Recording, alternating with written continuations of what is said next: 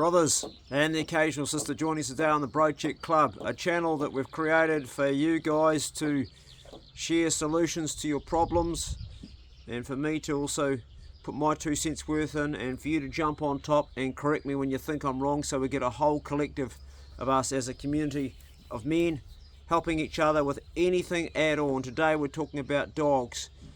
Young Mitch. Welcome to the Bro Check Club, Mitch. Mitch, I think you're 19, mate, and correct me if I'm wrong. Tragically, Mitch lost his mums not so long ago through, I think it was cancer. I'm not quite sure about what the circumstances were, mate, but however it was, you lost your mum, so thinking of you there, buddy. Poe thinks she wants to get on this act of me talking to you, because suddenly I start talking when she's supposed to be back in the bed. Are we going to get you back in your box? Come on, Poe, back in your box. In your box. In your box. Stay. Stay. Stay.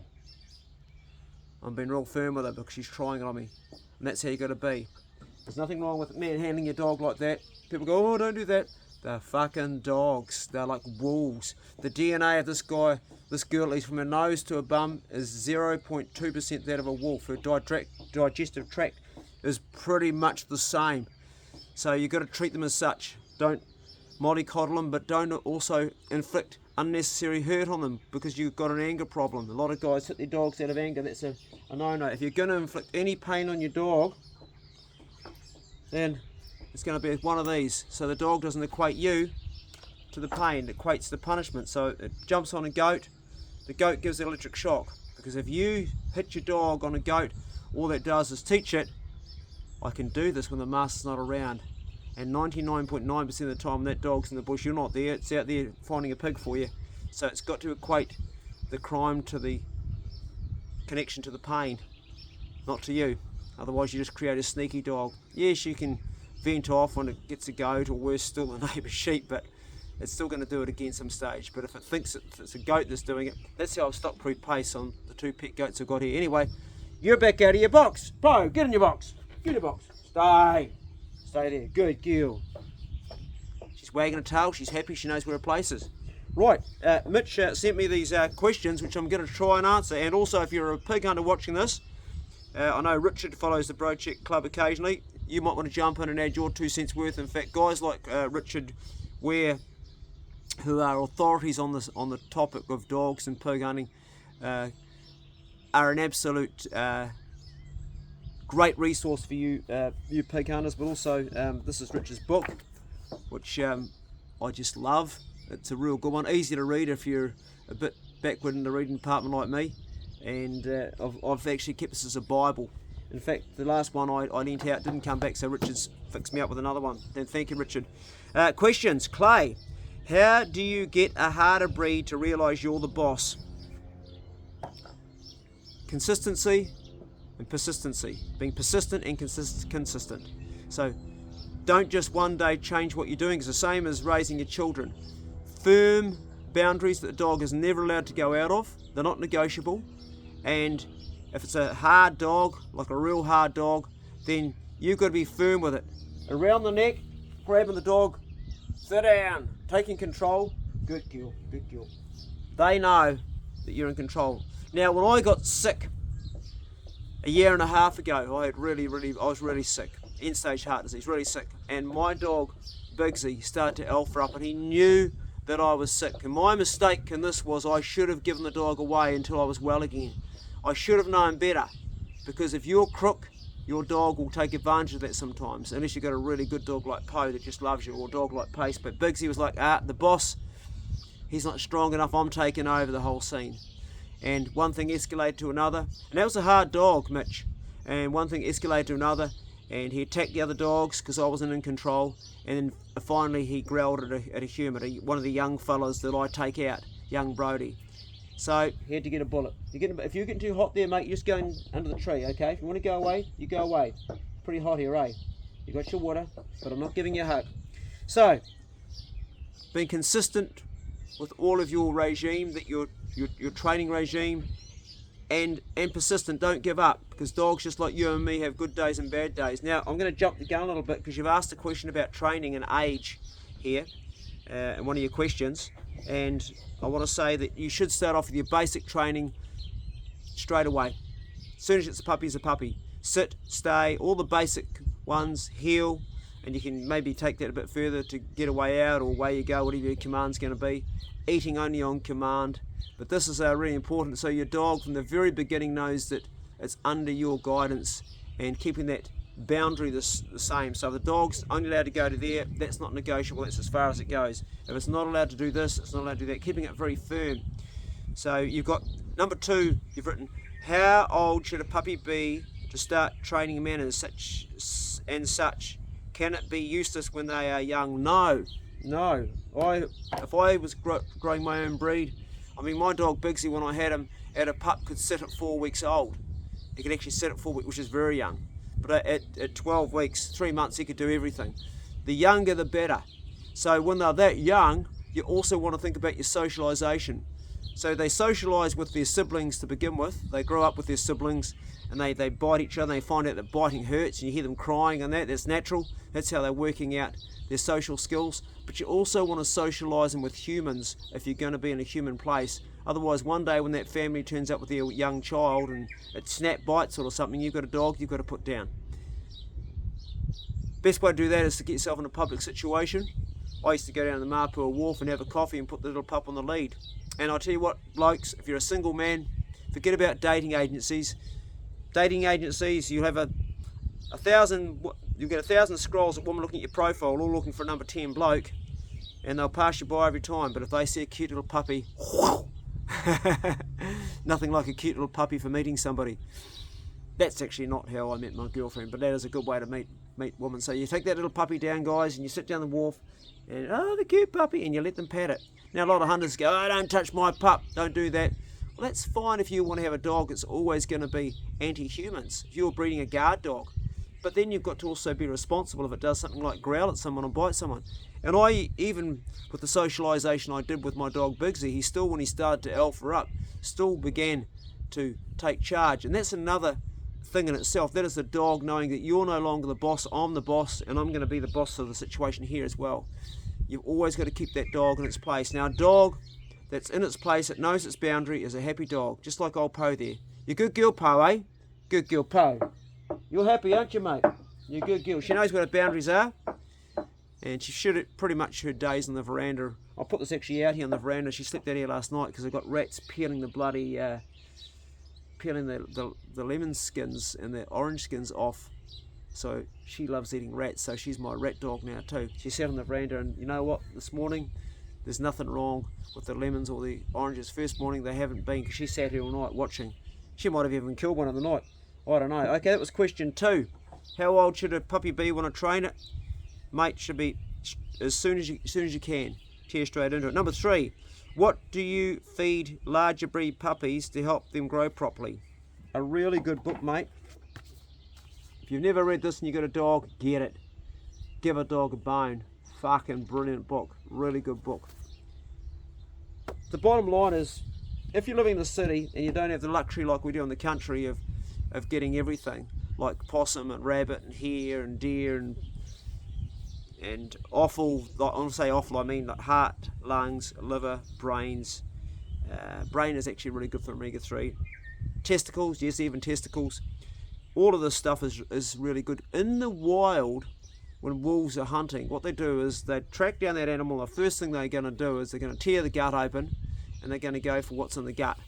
And they're going to want to eat the liver because there's high nutritional value in the liver. Meat actually has very average amount of nutrition. Most of the nutrition's in the organs and the gut itself. The first thing Poe loves to do when I kill a pig is she loves to eat the lungs and the heart. Oomph, down they go. That's her reward for getting the pig. Because somewhere in her wolf brain, she knows there's really good stuff in that. High in iron, high in omega-3, high in lots of potassium, and the liver particularly, really good. So the bottom line is, feed your dog everything. It's what you don't feed your dogs. Dogs are carnivores, but they can eat some vegetation, but they don't process it well. My dogs will chew up apples, but it comes out of their poo as apple.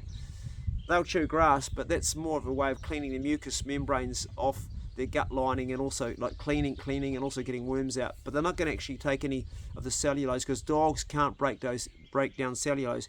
That is why it's completely natural for your dog to eat goat poo, horse poo, cow poo, rabbit poo, hare poo, sheep poo. And if you're not letting them eat that poo because you think that's wrong, you're making a terrible mistake, because they're missing out on getting that microbiome corrected in their stomach, and eventually they'll even eat their own poo in the kennel if you're stopping them from eating that. If you look at a premium dog food like Hills or Econuba or Diet Science, any of those, if you read the packet, you'll see it's actually got the gut, what's in the gut of herbivore animals, and also chicken. Sometimes they use chicken as well. They're putting in actually the poo because it's the microbes in there that your dog actually needs. Their gut is completely different to ours, so don't think in terms of a human. This is a premium dog tucker that I use. I've got it out today for this video. It's actually a premium dog tucker, but Chunky's pretty bloody good too, and you only need a little bit because it's got offal in there. It's got all sorts of good stuff in there. It contains protein, fat, fibre. It's got 4.3% ash. Dogs need that. It's got carbohydrate, iron, zinc, manganese, copper, and cobalt. It's probably a good go-to if you're living in the city and you can't get all the other stuff that we get. So it contains possum meat, beef, lamb, chicken, garlic, and a whole lot of minerals, added minerals as well. So it's a good easy one if you don't have the time to make up your own tucker. They say you shouldn't give your dogs eggs. I feed my dogs eggs. I've never had salmonella poisoning of any of them. I've been doing it for 30 years, but they say it can happen.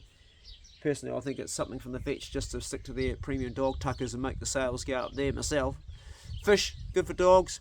Do not feed your dogs cooked bones, because cooked bones fragmentate. The rule is a dog should only eat bones if you're going to give it a whole bone, it's going to be like one that it can't possibly choke on, like a cannon bone, or rabbits and possums and hares, smaller animals that actually it can crunch the whole bone up. If you feed your dog brisket bone religiously, sooner or later you're going to come unstuck. Sooner or later it's going to get its gut bound up. Just think in nature. What would it do in nature? A pack of dogs might down a sheep. What are the bones that they can chew up themselves, and what are the bones they can't? If you've got to saw it, then that's one that that's a bone that the dog might not be able to fully break down. While a cannon bone, which is a great big one of a cattle, is good to chew on all day, if you make it into small bits, those lumps, it may not be able to break them down. So you might get sometimes, particularly with male breeds, you may get a twisted bowel or twisted gut, which can actually cost your dog its life. So the bottom line is everything that's healthy, a good mix of stuff. The premium dog tucker's got that, and if you can't get it, then buy a premium dog tucker, particularly for the first 6 months of the dog's life, because that's when it's building the strength and the bones and the ligaments and the joints and creating all the vasal pathways, and everything's developing. It really wants to have good nutrition in those first 6 months. Don't be giving it Tux dog biscuits or all that full of stuff. Try to get a whole mix if you can. Number 4, when did you start running Bruno for pigs or other larger dogs? Okay, really, really good question there, Mitch. So for a small dog like Pace, started running him at 5 months, actually 4.5 months I think with Pace, because he's a really light breed. Bruno, I didn't start running till he was 13 months. For the simple reason is the cruciate ligaments. So you've got a bone like this that slots into a bone like that there, and it goes like this. Now when the puppy's growing, these are really soft because they're still growing. And if you run your dog when it's soft, what could happen is that can snap off that piece, and then it's floating around loose, and you need an operation to try and rebuild it back up. But that operation is around $3.5–4 grand, and the dog is never going to run the same. He's never going to hunt the same. The rule is, Mitch, you never let your dog jump down from something it can't jump up into. So if you're lifting it up into a tailgate, then you lift it down. So many dogs, just by jumping down off the tailgate, break their cruciate ligament. In fact, if you've got a big breed, for a long time you want to hold off on that. And eventually the big breeds, when they're grown, those cruciate ligaments start to become hard and they become solid, and you won't have that snapping off. But until you do so, that there can actually snap off and cause the dog, you might as well give it a bullet, mate, if that happens. I've never, unless you want to just have it as a pet sitting on your veranda all day, they just don't hunt well. And it's a classic mistake that so many hunters make, particularly young hunters, eager to get out. And it's a mistake I haven't made myself, but I've made a bunch of other mistakes. And one of the other mistakes I've made is running my dog in too hot a temperature and killing the dog. Anything over 16 degrees is an absolute no-no for hunting pig dogs. And dogs, as Kim Swan says, dogs can die as heat exhaustion in 10 degrees even. So you've got to pick your terrain and pick the weather very carefully. Big breeds tend to overheat more, so the temp goes up. So the bigger your breed. If you've got a really big dog that's a real big breed, like Bruno, then ideally it's a rope dog. Bruno was pretty much a rope dog, and that's all he was. The biggest pig he caught was 152, I think, down on Sam Midgley's farm. I was hunting with my old mate Monty, and all the dogs piled in, and Bruno was the equaliser. He had 503 pounds per square inch on his bite ratio, so he was pretty much lethal. Right, what was the other questions that Mitch gave us? Number 5. When do you start stock training? You start stock training. Now, this is a really interesting one, because a lot of guys go, well, I don't want it to beat the prey drive out of it until it's had a few kills. Because if I start training it not to hunt sheep and not to hunt goats and not to hunt pigs, not to hunt opossums, it might not also hunt pigs as well, which is a valid idea and a valid concept. So the idea is to make sure that when it's a pup, it's not set up to have a failure with stock. There's 2 methods of stock proofing. One is the nullification method, and the other one is with a hot collar. They're the only 2 that really I would recommend. Beating your dog with a stick only makes a sneaky dog that will still commit the crime when you're not around, as I started off earlier saying. So with your hot collar, and I'm using the TT15 Garmin, and I've got it actually inside the rip collar to protect the dog from the boar's tusks. You've got these two prongs here, and you can choose between 1 and 18 what you want to go up to as far as giving it a shock. Now, I'm not a big fan of these, because if they're not used properly, they completely stuff up a dog. Plenty of good dogs have been ruined by these here, guys not knowing how to deal with it. So you've got to choose carefully how you're going to use it. The idea is when you're zapping the dog, it's on intention, not when it's on the goat. A lot of guys wait till it's on there scragging it. As soon as you see it lunging forward, it's on intent. And this is another area a lot of guys get wrong. They'll wait till it's right on it. Sometimes by then, the mechanism's gone so far forward that all this does is exacerbates the problem, because it puts adrenaline through the dog while he's attacking the goat, makes him think, you're fighting me, I'm going to fight you back.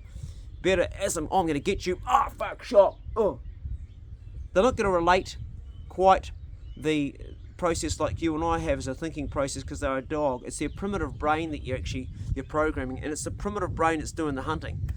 So it's a delicate area. So the nullification method that I talked earlier, that's about walking through with your dog like Poe, who's completely bomb-proof, walking through a whole lot of sheep with your puppy, where you ignore it and she ignores it, and the puppy sees, hold on, boss isn't interested in this, and as soon as the pup then shows some interest, it's like, get out of there, and it gets told off. Well, my master didn't like that, and the other dogs aren't liking it.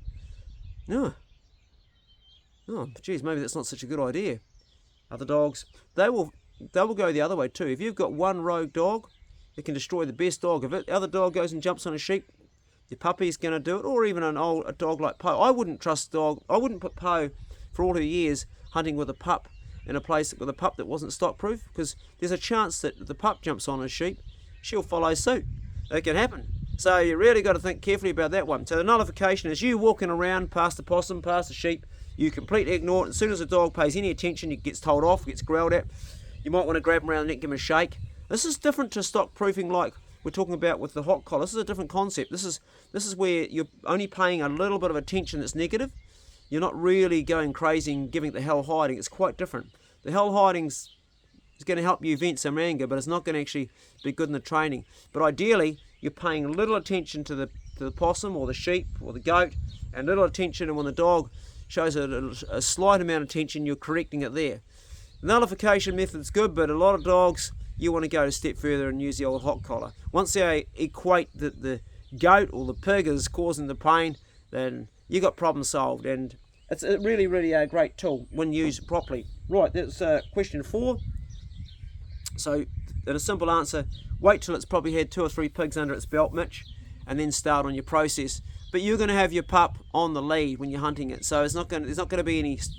To begin with, you're going to start with your pup on the lead, and the dogs are getting a pig, and then you're going to release your pup. So there aren't going to be any stuff-ups. You're going to make sure you don't have a possum or a goat or a sheep, because you're going to have it controlled all the time. You're not just going to go drop it out of the truck and let it run with the other dogs. Otherwise, you're going to have mayhem. You've got to control that animal till it learns out what is wanted from the master. Number 6, what manners should you teach a pig dog? Everything. Everything. A lot of pig owners don't bother, but then you've got a dog that's got no bloody manners. Jump up in the back of the truck when I say, eat the food when I say, I'm the boss. You want to have a dog that can sit on your veranda and chill like Poe, but also you got your ducks and chickens wandering around.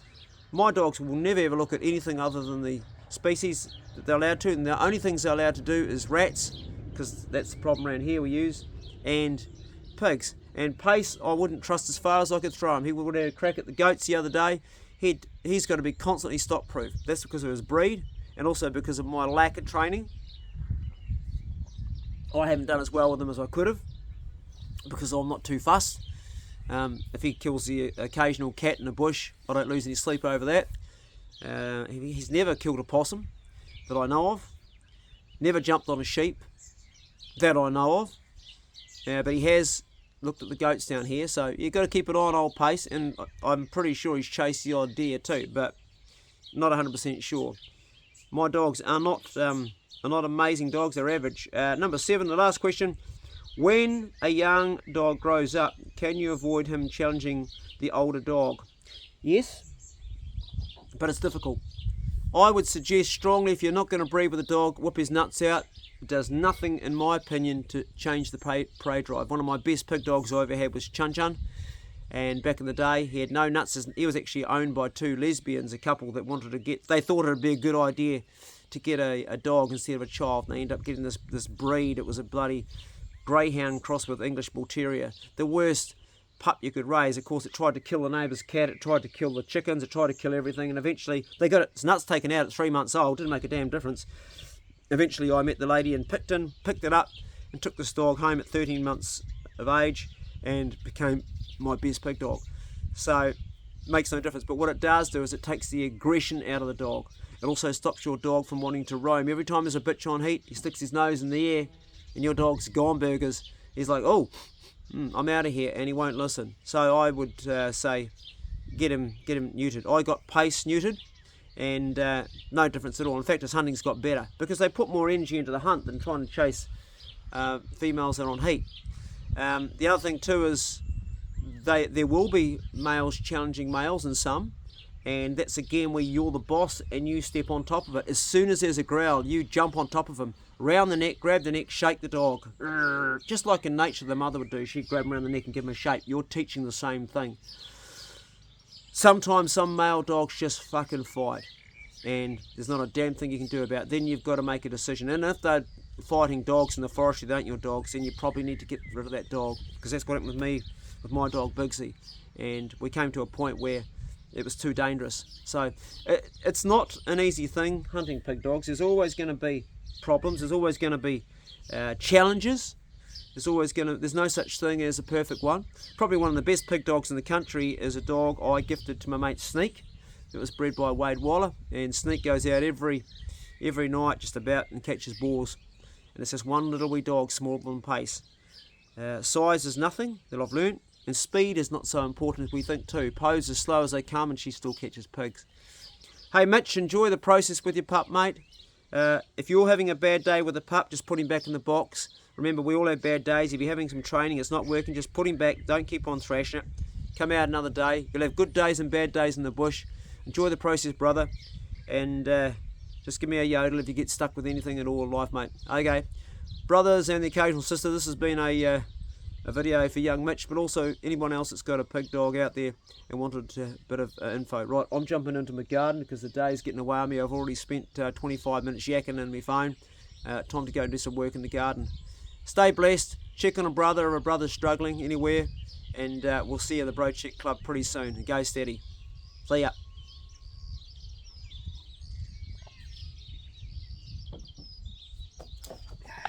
Great book. Get hold of it and give it a read. Well worth if you're watching this, Richard, stick your contact below, mate, down in the comment section, and so people know where to get it. See ya.